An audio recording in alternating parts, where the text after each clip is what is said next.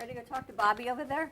Let's talk to Bobbi. It's Bobbi Bobbi's is turn. definitely made of patience, and I can tell you firsthand, Bobbi Meloro Law, she redid my parents' estate plans, which means you know this woman's middle name is Patience. Is There it? is no doubt. Yes, if you had been Your at- middle name if Patience, you Bobbi? had been around that kitchen table, you would have lit a candle for Bobbi. Did you But leave her didn't. alone when you were doing it? Did I leave her alone? I think I tried to keep the conversation No, she's saying, yeah, you left her. on She'll track. never forget I that. tried to keep it guided and Well, on there were track. several meetings. You were one of which you were at. So But Bobbi Meloro, she found out what we did, so I said, come, let's interview, talking about elder care, because we talk all the time, but when you have firsthand experience of what it's like to sit down with an attorney, I didn't realize you work with long-term care, seniors, special needs, of helping them even apply for Medicaid. I That's right. didn't even know that's what you did, but she thinks everyone does that. I don't. thought that elder law attorneys, that was that is my primary focus. I thought all elder law attorneys did that, but you're telling me that I was wrong. So We've interviewed quite a few elder care attorneys, and I haven't heard anyone that helps seniors or those with special needs apply for Medicaid when they don't have the money for long-term care. yes, that is what we do. That is my primary focus, and I absolutely love it. But first, I need to chime in on the cheeseburger discussion because so I have 3 children. My 2 daughters are 24 and 22, and I have a 14-year-old son. And he is a self-proclaimed connoisseur when it comes to cheeseburgers. Every restaurant we ever go to, he orders a cheeseburger, and he rates them. He gives us his opinion at the end of the meal as to how good the cheeseburger was. His only 10 out of 10 cheeseburger, favorite of all time. Anybody want to give a guess as to what restaurant it was at? No? No. The one you made. Margaritaville. Apparently, Ah. Cheeseburger in Paradise should have a song named after it. Jimmy Buffett knows how to make a cheeseburger. So Maybe I have something special for him then. Yes. You want to do that? Yeah. Okay, yeah. We're gonna give your son a special gift. We're gonna put you on a cruise to the Bahamas, A Margaritaville cruise. a Margaritaville. awesome. So I have family that is in the cruise business, and we love to cruise. So Oh, she awesome. don't need us. She got it. Awesome.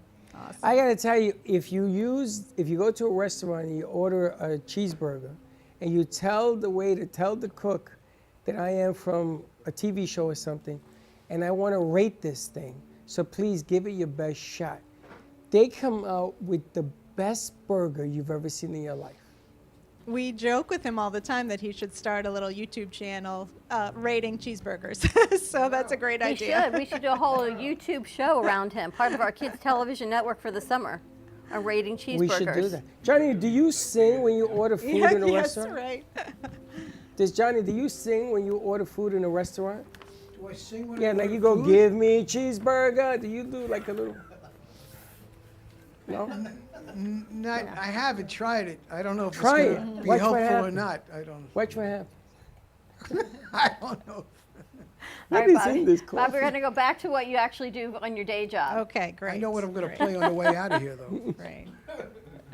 For elder care law, Yes. I think you specialize when we talked about it. We've interviewed quite a few elder law attorneys, Yes. and I don't think anyone's ever mentioned that they help find benefits or help people for Medicaid or special needs. That is absolutely what we do. So if you or a loved one need long-term care, and when we talk about long-term care, it can run the gamut from you still live at home, but you could use a home health aide to come and help you take your medications or prepare meals or take a shower, get dressed, to you now want to live in assisted living, or you're very sick and end of life and need skilled nursing or nursing home care. All of that is very expensive, as many families know, and the average costs for home care and assisted living in South Florida are about $4,100 a month. And when you get to the skilled nursing phase, it's around $9,100 a month. So most families cannot privately afford that, at least not on a long-term basis. You know, that's not sustainable. So there are government benefits available that help cover some of that cost. One is the Medicaid long-term care program, and that's different from Medicare, Medicaid. And the other is there are veterans programs as well if you're a veteran. So we help our seniors qualify for and apply for those long-term care benefits. Someone actually reached out to me the other day, and she said, can you introduce me to the gentleman I sat next to on your show 6 months ago that worked with seniors? which totally redefined. I had to think back on my database. But, Who was it? well, that's what I got to think back. The man that sat next to her 9 months ago, that was probably 1,000 interviews ago. Yeah. But something with senior care, so I can give her your number, because if she's looking to convert someone to Medicaid or get long-term care benefits, you would be a perfect person to do that. Yes, correct. Correct. So- And it's so- hard to get, unfortunately. You know, Medicaid long-term care benefits are very hard to get. That's why folks need elder law attorneys.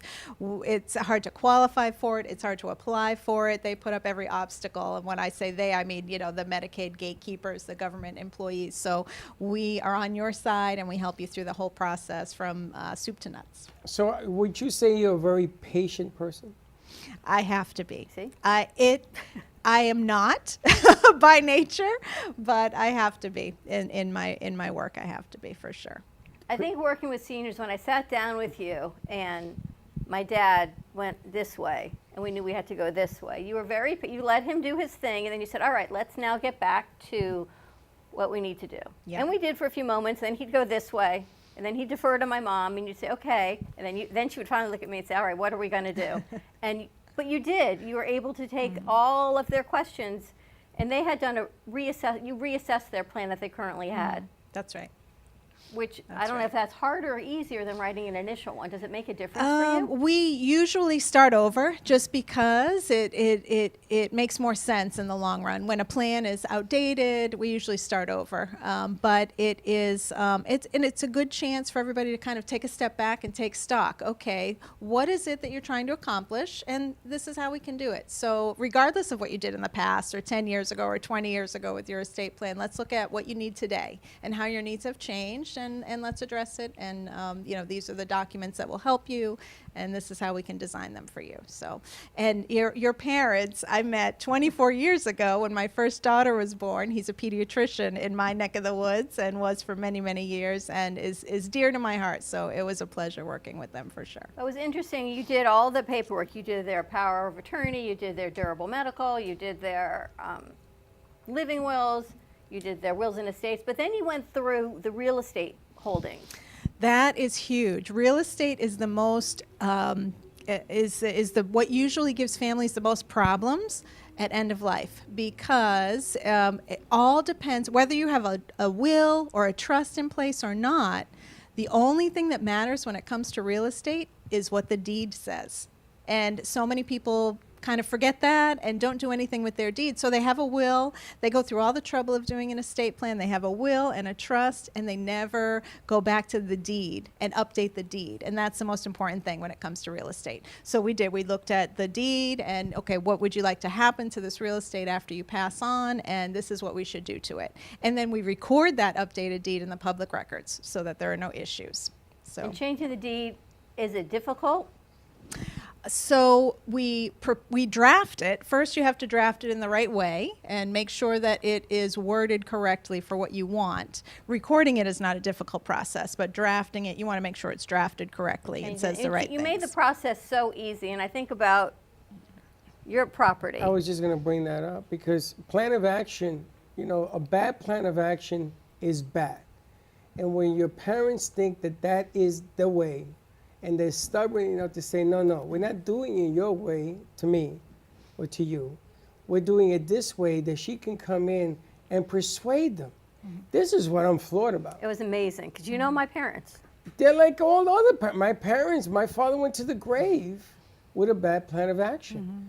And now it's me and my sister who are left to have to live this plan of action and this very little wiggle room on how to fix it afterwards.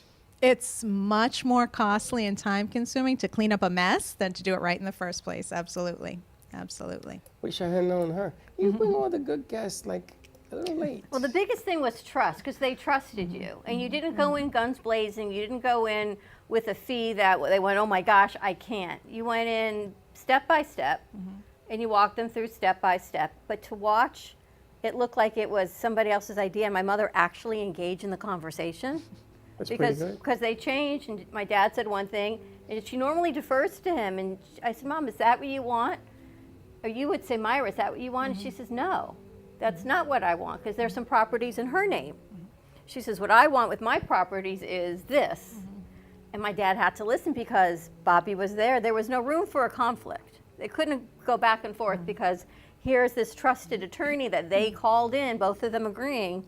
And she says, just let me know what you want. And the whole change of the conversation was right there with you. And you made it easy. No, And then I'm she so sent glad an to hear email that. version, and then she sent the printed I binder. don't think it was easy. I think that's your perception because you're breathing again. I think that she had to go through trials and tribulations to get them both on the same page. We're actually still not done. So there was something a, you know, there, changed. right, there I was a, believe yes, that. there was an afterthought. So There was an afterthought yeah, with another, yeah, with the house, yeah. right? Yeah, initially when we met, you know, they were convinced that they were going to sell their home, and so they didn't want to update one of the deeds. And then when we met the second time, they said, you know what, I think we better update the. And that was, I was very glad to hear that because it's the right thing to do. So.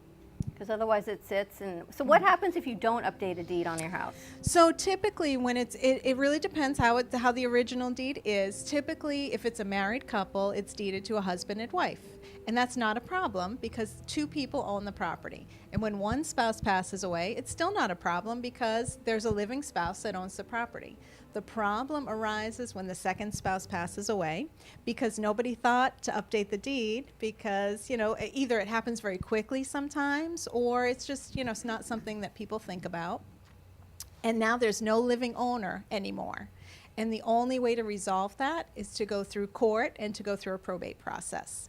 So instead, what we recommend doing is there are two options, two main options that we recommend. One is deeding the home to a trust, and that a trust never dies, right? You just have a trustee, a successor trustee can step in and manage that property when the initial owners pass away. Or the other is called an enhanced life estate deed. And that's when parents can name their children right on the deed. And it says basically, we own this home for as long as we live, but after we pass away, we want it to go to X, Y, and Z. And so then it can pass to the children. But if it's just owned by a single person or it's owned by husband and wife, it's not protected from probate. So you need to update that and take that extra step. And there's the psychological factor. When you have a couple and something happens, let's say, God forbid, to mom, something happens to dad, everything changes. And all of a sudden, communication with him, if it's me or my sister, it ceased. He wasn't listening anymore because mom wasn't there anymore. And until you understand the psychological aspects, this is why when they're both alive, you want to take care of business. Because when one leaves, everything changes. And I can't even explain to you the change. It was so bad that he took it to the grave without making the moves that he was supposed to move because she wasn't there anymore. And all he talked about was her not being there anymore. She was in such a frame of mind that we couldn't communicate with him after she died. So you want to do this sooner than later. It's not great news that you got to get through this stuff, but you want to be able to do this while they're both alive. It made a huge difference. Yeah. Well, I'm really glad to hear that, and that you're 100% right, Freddie. If crisis planning is a whole different ballgame, you know, you really want to do it when you can think clearly, when you know what it is that you want, when you're healthy. If you're sick, if you're at the end of life, if you're in a crisis phase, you might not make the same decisions that you would have if you had done it sooner. So it's not something you should put off. And listen, none of us have a crystal ball. Tomorrow is not promised to any of us. You know, I preach that motto all the time in my own family and with my clients to, you know, seize the day, live today because we don't know what tomorrow will bring. So it's so important to kind of get your affairs in order. And if you find somebody you like you found Bonnie, jump on it right away. Telling you, because tomorrow is not guaranteed for nobody. And it's the caregiver during the process that suffers. You should have seen this one was a mess. And I was wondering, what happened? What changed? Hey, she didn't tell me about Bonnie. It's about Bobbi. It's about trust, though. Because I was saying, we interview a lot of elder care attorneys. We do senior shows, and elder care attorneys come in. And I'd say, do you want me to get you this person or this person? No, no, no. I started the process with Bobbi. He tells me a year ago. Okay, where are we? And then I got a stack of emails. They were duplicates and triplicates of the same email from last June. Well, we need to get in touch with Bobbi again. I only want to work with Bobbi. So at least I knew there was the trust factor. Then I just had to get in touch with you. It was really easy, and it was actually the catalyst was when my mom was in the hospital, she had surgery, and then she went to rehab. And they still weren't going to update anything. And her friend came in, whose husband had just passed. The friend's 90 something. Husband was like 99. And she looks at my mother and she says, Myra, you don't know what's going to happen. And here you are in the hospital right now. How can you do this to Dawn? That was the kick. How can you leave this to Dawn and not put your papers in place? Even with the papers in place, it's going to be a nightmare for her. It's going to make it easier, but none of this is going to be easy. So I left the rehab hospital and I called on my way down the Sawgrass, and I left a message with their office because I knew I had that opportunity where she was a captive audience, and she said, because someone had gotten in her head. And remember someone said, what would your wife want? Once my mother said, let's do this, my father had to say, okay. And he had already trusted you. So it was just filling in the blanks, and there you were. Yeah. But I didn't realize the long-term care part of what you do. Yeah, well, and sometimes with couples, like with your parents, they dragged their feet for a long time until they really realized, okay, we need to get this done, as you saw with the back and forth. So, and that happens sometimes, and that's okay. You know, we're here when people are ready to start the process, and just guide them through it. So, for And sure. the long-term care side, if someone needs services and they can't afford it, because I was thinking, what if, heaven forbid, we didn't have the situation we have? We all, me and my brother and sister, we all work. One of us that doesn't even hear. Who would take care of mom and dad if they didn't have the finances to do it? So, and I say this all the time, estate planning and this long-term care planning is a gift that you give to your family and to your kids. You know, it's not for you because you're not the one that's up at night trying to figure out how to pay the bills and writing checks because, you know, you're ill at this point. So you're really doing this to make things easier for your family. It's hard enough as it is without your ducks in a row, but, you know, having your ducks in a row will make it a lot easier for everybody. But what we do is, so there's two different benefits that you can get through the Medicaid long-term care program. Most people don't even know they exist, so I'm really glad that you invited me today because so much of what I do is education. But one of the programs is specifically for people who live at home or in assisted living, and that program it results in a benefit of around $1,700 to $1,800 per month to help them make ends meet. The other side is with the skilled nursing, and they cover a huge amount because the cost is so high. You know, if with a $9,100 average skilled nursing fee, the way the Medicaid long-term care program works is they will calculate the senior's income, and that they will decide, okay, this is what you owe. This is your copay. This is your patient responsibility. It might be $2,000 a month in Social Security, and we'll cover the rest. And you don't have to worry. So that's a huge benefit as well. And one way to pay for long-term care is with insurance, long-term care insurance. Most people don't have it because it's very expensive. And so the other way is just cutting a check every month, which most people can't sustain. And the third way is through these government benefits, the Medicaid long-term care program. Will you help the client convert to Medicaid? Yeah, of course. Yes, of course. Because people don't realize. Right. And change whatever their assets are. You look at the assets versus income and all of. That's right, because it's based on financial need. So we have to look at income, we have to look at assets, and we have to help people qualify in accordance with the Medicaid rules. Did you see there was a study out last night? I don't know if you saw it. People have decided that to retire, the average money they think they need is $1.75 million to retire. What most people have in their 60s and 70s to retire is $89,000. That must be in your world, because in my world, it's 45,000. Well, it's what there's a study that they had on the news last night. So it's a huge gap of what they know they think they need, what they actually have, which is far less. So with that, what are you going to do if you need care? Right, right. 45,000 doesn't go far. Neither does 89,000. Right. So that was the point. Right. What are you going to do? So you rely on Social Security, which And that again, won't we cut- talked that about. I won't don't cut even it know if I either. qualify for That's that one. great if you're healthy, but it won't cover it if you get sick. That was last week's conversation. I still got to go to ssa.gov. Yeah. But this is a great opportunity to restructure what you've got with enough time that you can qualify for Medicaid. That's right. I'm amazed because seniors, my parents, they were more about, I want to feel good enough today to live to tomorrow. So they were on the medical kick. I got to go see my doctors. My father's job became taking my mother to the doctor. I know that one. Figuring out the pills, because my mother had pills all over the house. And it was Linda that put all these pills together. And we started throwing stuff away because some of it, they couldn't even take them together. So their frame of mind changes. Everything changes when you get older. Listen, it's Monday. I want to see Tuesday. I don't want to hurt till Wednesday. What do you mean you want to talk about the house? Who the hell wants to talk about the house? I want to talk about this other stuff. So I am surprised, and you can feel it, that she actually delivers softly. See how calm she is? Which is really, really cool, because you need that. I lived through the nightmare. My sister lived through the nightmare. We know what the pain. Me too. And you lived through the nightmare. Got into this field with between my parents and my mother-in-law, and this is the.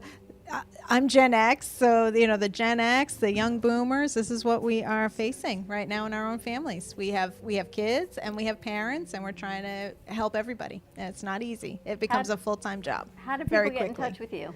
So we have a website. My firm is called Meloro Law, which is MELOROLAW.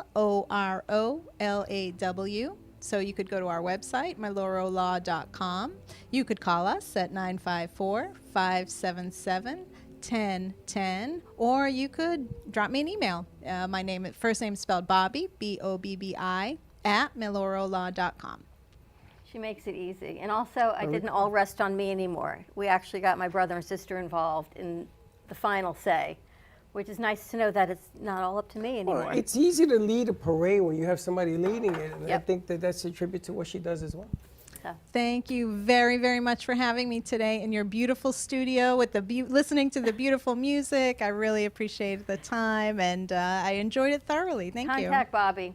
Initial consultation, No charge. free initial consultation. You have nothing to lose but give her a call.